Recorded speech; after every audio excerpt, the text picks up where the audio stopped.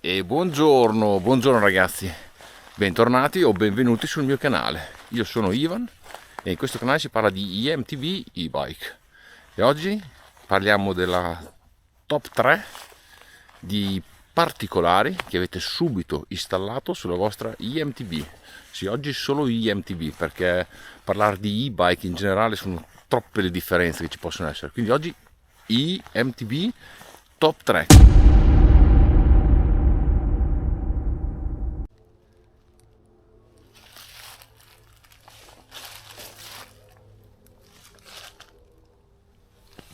È lui ragazzi, primo gadget montato sulla mia IMTB è il parafango posteriore.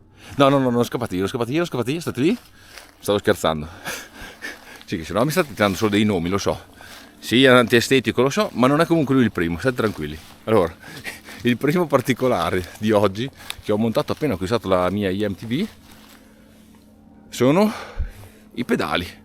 Esattamente, ok, è chiaro, la maggioranza delle IMTB vengono fuori con dei pedali da poco oppure proprio senza pedali. In teoria l'acquisto è senza pedali, poi il vostro rivenditore è così gentile che magari vi concede un paio di quei pedali un po', come si dice dalle mie parti, sdozzi, insomma, niente di che. E allora diciamo che in fase di acquisto della mia IMTB ho fatto subito anche l'acquisto di un bel paio di pedali. Voi sapete, uso solo pedali flat io, non ho mai provato per ora i pedali a sgancio con l'SPD. Ma perché? Perché comunque girando molto col fango, girando anche d'inverno e comunque sì, utilizzando la mia IMTB anche con i bambini o che altro, esco delle volte anche con un paio di scarpe da tennis normale. Un pedale flat che però deve essere di una certa caratura, cioè non compro un pedale flat di plastica che magari dopo 5 uscite mi si rompe. Ho preso un pedale flat con dei bei pin pronunciati, poi questo qua è tutto un pedale Specialized, vedete i pin, pedale Specialized. L'importante è che il perno centrale non sia più alto rispetto alla parte frontale o posteriore del pedale, perché ci sono anche dei pedali un po' economici che comunque col fatto che soprattutto di quelli in plastica hanno la parte centrale più rinforzata che è più alta e quindi la scarpa non è che appoggia sul pedale su tutta la superficie ma solo nella parte centrale, poi balla, quindi state attenti. Se per disgrazia ti scivola via il piede, i tuoi stinchi ringrazieranno, nel senso che ti arriverà una stacchettata, una spedalata con tutti quei bei spuncini, tutti quelle belle vitine che vengono fuori, che sicuramente ti faranno sanguinare lo stinco, però insomma c'è i pro e i contro come sempre. Se lui non c'entra niente, lui è la medaglia d'argento. Sì, parafanghino anteriore della vostra IMTB. Secondo me è un must perché comunque, almeno nel mio caso, averlo mi ha fatto godere di più nei momenti appunto fangosi come adesso, perché tutto lo sporco che mi arrivava su con la bicicletta, con quel parafanghino lì, lo riduciamo molto e la faccia rimane pulita. E poi comunque avete foderi della forcella più puliti in questa zona qua, e comunque anche il telaio, soprattutto nella parte qui sotto, sì, si sporca ma non in una maniera eccessiva, come se insomma quando non l'avete è un macello, almeno quando girate nel fango, comunque anche nelle zone polverose. Io non riuscivo più mi si infilava qua sotto lo sporco, e quindi quello lì è un must have, non è che è stato. Nella bicicletta precedente avevo quello corto, con la versione sportiva, parliamo qui di una 35 euro, giù di lì, mentre la versione corta la trovate anche da 10 euro. Quindi per il must have che secondo me ci vuole assolutamente piccola spesa ma tanta resa.